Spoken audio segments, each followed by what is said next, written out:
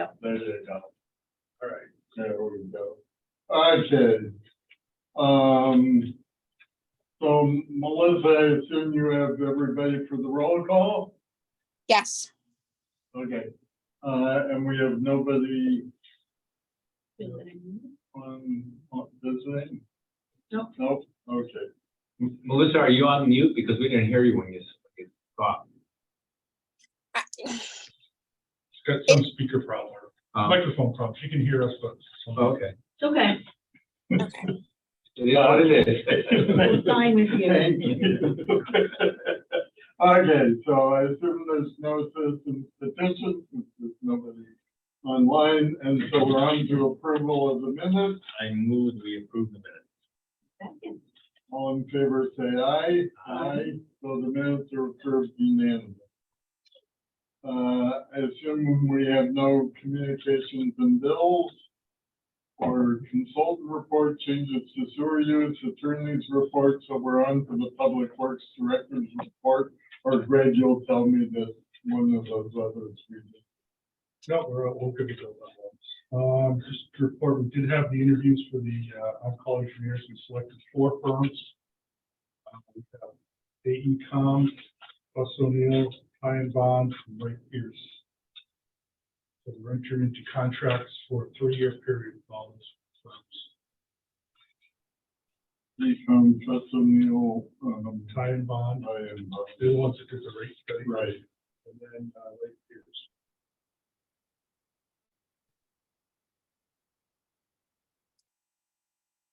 And I assume these contracts allow them to do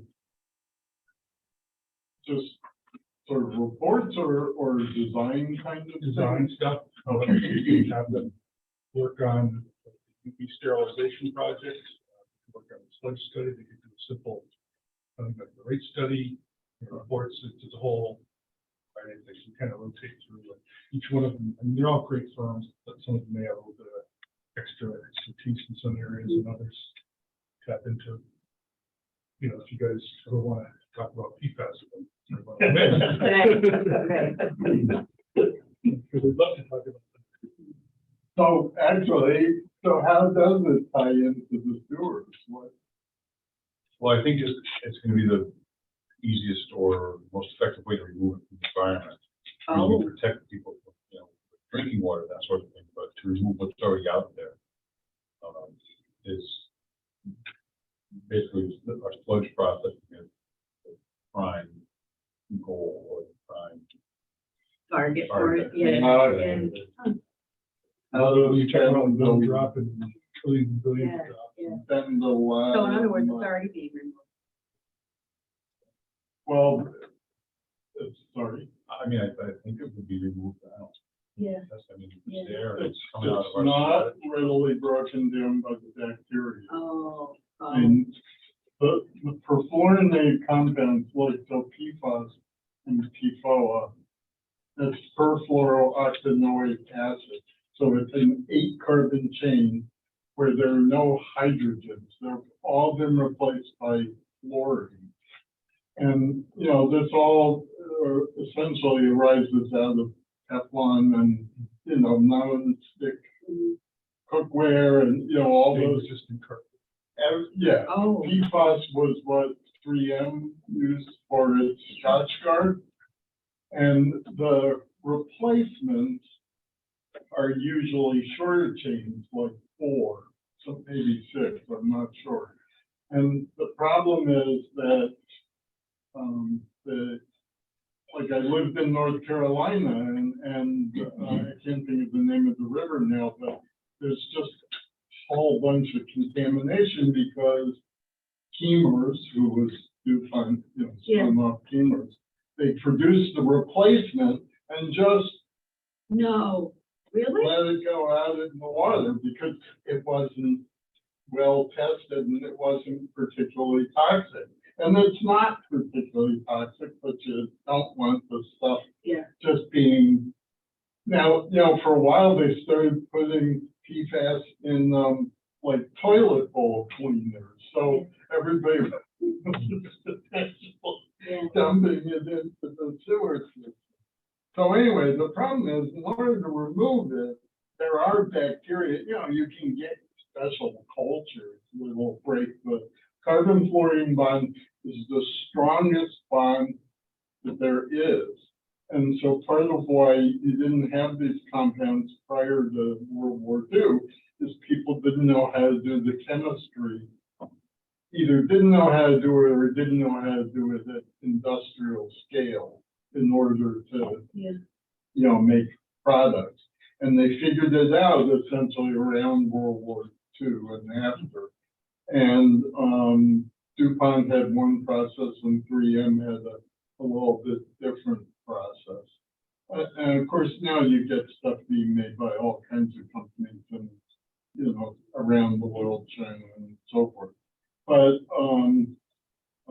anyway, so, you know, you end up, if you're going to remove them, you're going to do things like activated carbon. Which It's has the its own bacteria effect. on it. Yeah. Well, it's just, and then what do you do with the activated carbon that's loaded up with the perfluorinated compounds? You go send it to a solid waste, you know, a hazardous solid waste facility. I mean, it's, Yeah. so anyway, so hopefully we don't deal with this before I move out of Groton. Don't Wait a say minute. that. What? Okay, so anyway, sorry, you'll get me ranting and raving. Yeah. CIP projects, we had a meeting last night with town council. They approved all the CIP projects. And so, that includes the one that was, like, on hold? and Yeah. delayed, right? Yeah. Brown Street pump station. Okay, so that one's now back on. Yep. The table. Yeah, so the next step will be go through the RTM process. Okay, cool, that's right. And then our next meeting will, you know, look at the sewer user fees and setting the public hearing. We do our May meeting, right, in June. I got a question on that. Mhm. Do we have enough members to vote on that, those issues? Yeah, you have a forum. Oh, okay. 3 out of 5. Yeah, It's just we have to all be here. Right. I'll be here, so just. And I or guess the- online. Yes, Does the vote have to be unanimous? just. No, for quorum, it has to be a majority of the quorum. Just of the quorum. Yeah, Ah, interesting. That's all I have. so I guess we're on to the facility report. Harry, you want Yeah, everything sort of thing is running well.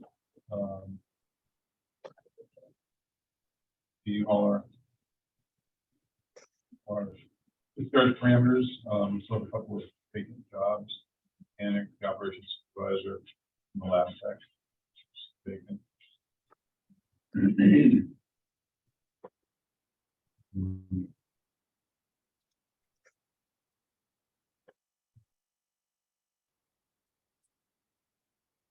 Also, the nitrogen numbers also, even for last year, and it's a bit, I think about $950 with down credit. that'll change our fund. Don't have to worry about it, check up in the fees now. Yeah. $50. Yeah, it's really money to pay. So the program kind of interesting, there's now, I think goes up like 9 to 12 plants are selling or buying credits. All the others are selling credits, so it's really an imbalance. Yeah. That a few plants are going to be paying all the others. So, I suspect the plan or the program will be revised. Is that because they happen to be in areas where there's a problem in terms of dealing with the nitrogen, or are they just not doing it right? No, I know Bridgeport is one of the larger ones, and they have combined sewers, so they don't have some of the other plants Get all are this just fertilizer fertilizing. I noticed the gravel street pump station renovation is paused. Is there? That's the one that, the financing was, things were delayed, and so it was just reapproved in the. It just reapproved. Okay, so we're on, so that'll. Just as we dragged it out, yeah. And that one just goes back on.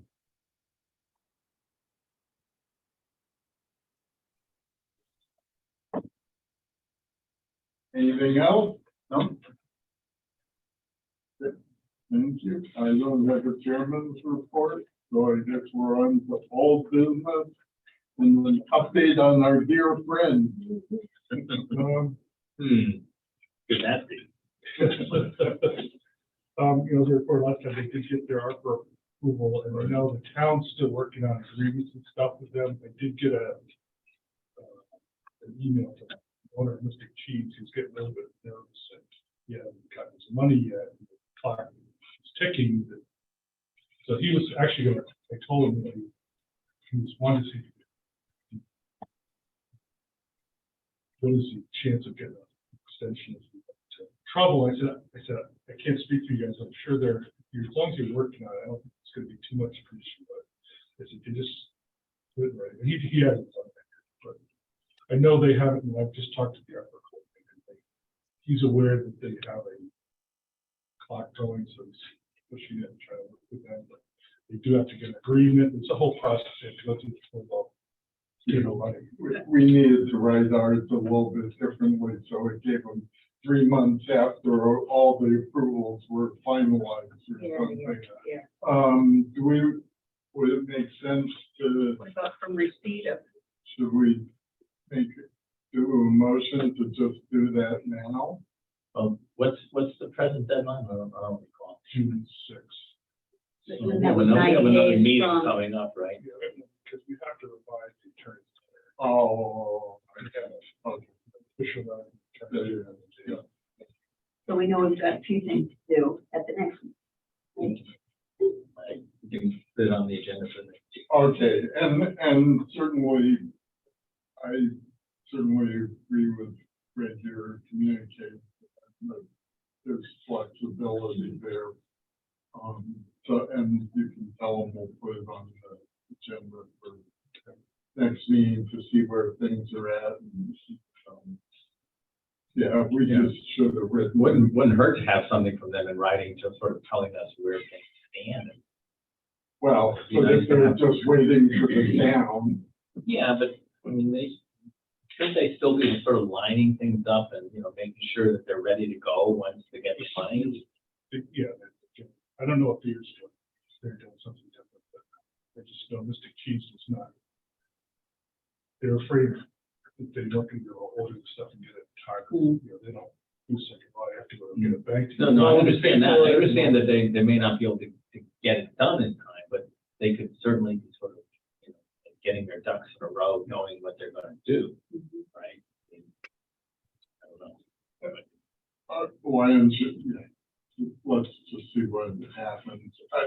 I'm sort of speculating that, Mr. Cheese, it was buying stainless steel piping for them to get an FDA approved change in their process. And so my guess is that they had it pretty much figured out when they put in for the money, because they kind of had to have it figured out in order Right. to know how much money they asked Right. for. So, you know, whether he's got contracts signed and in place, you know, guess we could ask, but anyway. Okay, I should have, the agreement should be out by the 6th meeting. It's the agreement from the town. In the town. Yeah, I think we just didn't realize once we awarded that 90 days after things got final. You tend to think once it's approved, but Yeah. there's a whole nother process to disperse it. Okay, but I also would like you know, let's see where things are at in next meeting. But, you know, I think once the contracts are in place, it would be good for us to hear from them. You And know, they'll sort come of, in and give you an update. yeah, an update. Yeah, sure. But the timing of that, you know, I think probably makes more sense after the legal agreements are in place. Okay, anything else? We're done with that one. No, So, 6B is revising our lovely ordinance, section 15 utilities. And I will just say, John, I thought afterwards, oh, I probably added to the confusion because I keep raising that ordinance mentions lead once and asbestos. And lead is really more drinking water issue, but, you know, with both of them, what you want is nobody, well, asbestos is just not used. And the lead, you try not to use it. yeah, there's talk about the old lead pipes and stuff, to stem pipes. We still have one of those. Oh, Mystic, it's all the gravity sewers, all Right. it's just pipes. Yeah. That was the thing to do. Right. Yeah, yeah. Back then, that Right. was the technology. And it's probably best if it's just left in place, unless you have to know. But anyway, so, Yeah, so on that, I mean, that, I haven't really started like drafting anything yet, and just been kind of looking through and getting ideas, and Harry's been doing the same thing. Good things we want to address. I'll just leave that on there, just it's kind of a reminder, and if you have any updates, get those. okay. Okay, so now we're on to new business. SB 916. So this is, we talked about this last year, or maybe it was 2 years ago. There was a, Yeah, it was a a bill. year or two ago. So I'll say my thing and then, you know, I can comment. So, well, I've probably asked this before, but I don't remember much anymore. So I assume Groton doesn't have a major issue with people not paying their sewer bill. Not to my knowledge. But, you know, I'd have to talk to the tax collector. So I guess we're assuming that, you know, I'm sure there are some people who don't pay and liens get put on the Yeah, if I go to land records, I can I see mean, about the houses at some point in time. Well, can I ask, how does that work? I mean, are the liens put on somehow automatically if somebody comes delinquent? Is there, Yeah, it must be like a timing thing. I'm sure. well, I understand there would probably be, but I mean, they have to be filed in the land record, so somebody has to initiate that process, you know? The tax, finance, tax collector. Okay. And presumably they have a sort of, whatever their procedure is, that they would apply it to these liens as well as property tax. Because, I mean, in reading through this, I mean, I don't know, I can't really get exercised about not being able to foreclose on somebody if they owe less than $4,000, as long as the lien is there and it's bearing interest and it's, you know, they're gonna have to pay it at some point. They're gonna have to, and if it goes over 4, they're subject to foreclosure, which is, you know, you don't let yourself be foreclosed for $4,000. And if they sell the house, it gets paid, and, you know. My understanding was that you couldn't put a lien on it till it hit $4,000. That's not, well, maybe I'm reading it wrong, but that's not the way I see it, because it seems to be saying you can't take action to, you can't foreclose it, you can't sue on it, you can't assign it. Assigning means that you would sell the lien to some third party, and then they would go after the person. But For the money. for the money. But as far as putting the lien on, I don't see that there's any, requirement that it's reached $4,000. Maybe I'm missing something, but all of these, the underlying sections are the changes, and they all talk about enforcing the lien. Now, if you can't even place the lien until it reaches $4,000, you wouldn't have to say that you can't enforce it until it reaches 4,000. You wouldn't need to say that, because there wouldn't be a lien to enforce until they went over 4,000.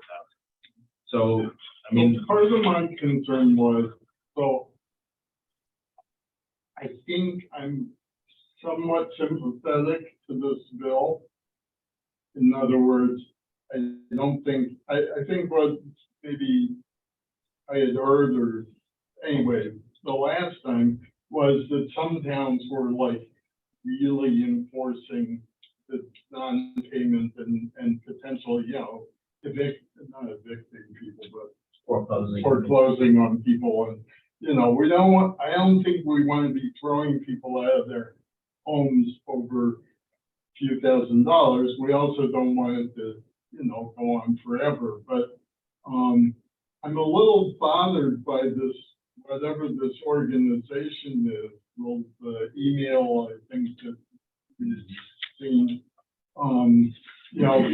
that they're so opposed to this, and they're looking for WPCAs to agree with them in their opposition. And so part of what I'm wondering is, should we be making clear to them that we don't oppose this?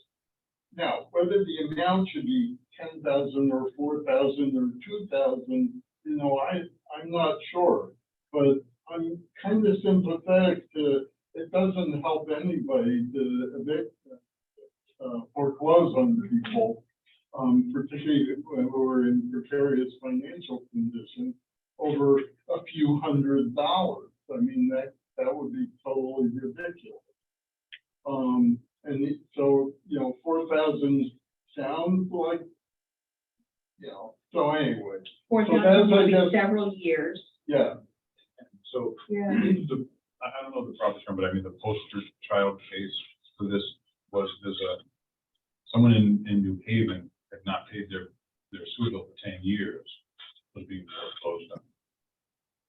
And that was what kind of drove it, so.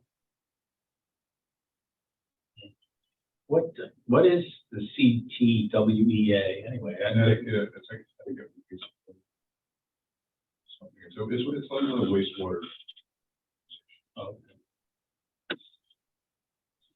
I mean, he never says in the email what it stands for. Oh, I guess, I mean, $4,000 isn't as much money as it used to be. But it's 10 years. Yeah, that's Which- true. 10 years seems like an awfully long Yeah. time. There should be some way of encouraging. That seems persons- like a lifestyle. That, Right, yeah. Yeah, so.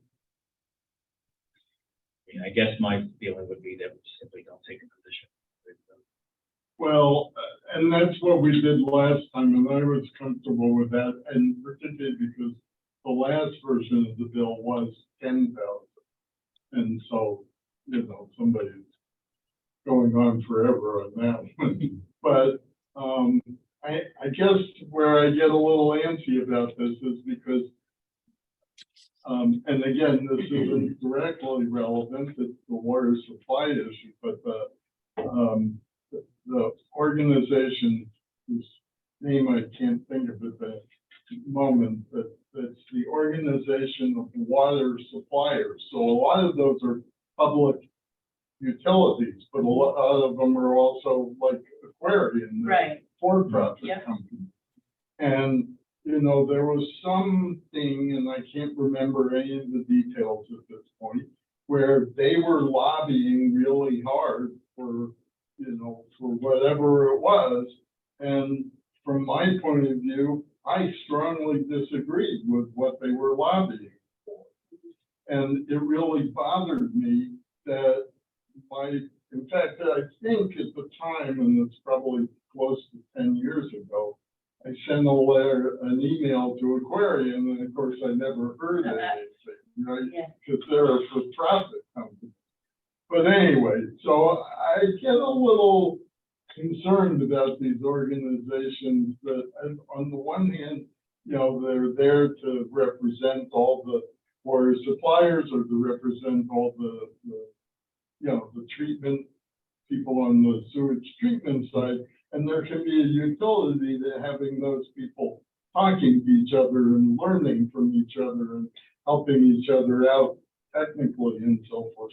But I get a little concerned about where they're going when they're lobbying about bills that are being passed. And so that's why I'm a little uncomfortable with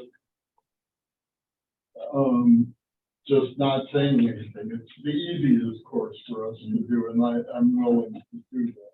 Well, do the private water suppliers have the right to place liens on paid? No, this is more supply, right? This is No, sewer. well, yeah, I know, but I mean, I assume that, well, okay, whatever private entities may be involved in any of these kinds, I don't think that they would have the right to place a lien automatically. They would have to probably go to court. Just like a contractor or. Right, yeah, I mean, Yeah. Put a lien on it. But yeah, I don't like think- Aquarian, if somebody's not paying their water bill, probably their remedy is to stop delivering water. Yeah, like Eversource, they shut off your Right. power. Right. Well, they're owned by Eversource now, right? Yeah, Aquarium. exactly. But I don't think any I've never heard of a sewage treatment plant Right. that's private. Right, probably not. I mean, Every time industries Connecticut. can have their own Right. treatment facilities at the big enough plant, but, Yeah, they're all municipal, but the municipal, regionalized. yeah, Maybe a lot of them are operated by private entities, but they're under the tax. just like what, Yeah. yeah. The government has what are called GoPros, government-owned contractor operated. Oh, Well, things like, fund the national labs. Yeah. Generally all, I think they're all good. wow, I never heard that term. Yeah. Does anybody know what the interest rate is? Because I think it's fairly high. I think it's set by statute. And, Okay, I'm willing to just drop this one and we just say nothing, but it does concern me. Saying nothing. It's tantamount to supporting their application. well, the reason I asked that question is because it's sort of an incentive to pay if you're incurring an interest rate that's far higher than normal interest rate. And I think that's what it is. I mean, because I remember like the interest rate on judgments is a lot. I mean, it was set when those kind of rates were normal, but they're not anymore. I mean, 10 or 12%. So you're probably about 8% higher than you'd be paying if you borrow them. So could a situation exist where someone buys a house, lives there for say 8 years, doesn't pay his sewer bill, moves? If they move, then it gets paid off at closing when they sell it. You can't put a lien on it until they get 4,000. No, you can. You might want to run it by the town attorney, but that's, Yeah, why don't you ask the tax collector at what their process is for putting a lien on? Because I imagine they don't put a lien on if somebody doesn't pay, you know, one bill or well, quarterly I'm not bill. sure about that. I mean, Right. you know, if they, Well, Yeah. maybe you're right, so let's find out when the liens get put on, because, I don't think there's anything in here that stops you from putting a lien. yeah, What it's- that's what not it's- what the bills do. Right. And yeah, so what you want to do is you want to have a process where the liens are placed, you know, like, okay, you haven't paid, it's been 60 days since you were supposed to pay, the lien goes on. And I think that's the way it works with property taxes. I think they're fairly quick about it. Oh, sure. So, That's a fair amount of time, and then Right. they go to foreclosure. right. And that's all, this is just saying, the liens have to Right. Up to four total up to four. before you go to foreclosure. So, you know, as long as the liens are being placed, then somebody tries to sell a house. Yeah, then it gets picked up by Right. our attorney, and we have to pay the bill. So it would be good to know how the liens get put Yeah. on. And then, is that certain one does matter? I think they get put on much quicker than 4,000. We can go 10 years. Yeah. But it would be good for us to know. Okay, so I guess we're on to other business, just making sure everybody can do May 9th, because we have to, I think, formally vote, right, for the public meeting to be at the June Just make sure it's on the calendar. meeting, so we do need a quorum at the May 9th meeting in order to have the rate setting at the June.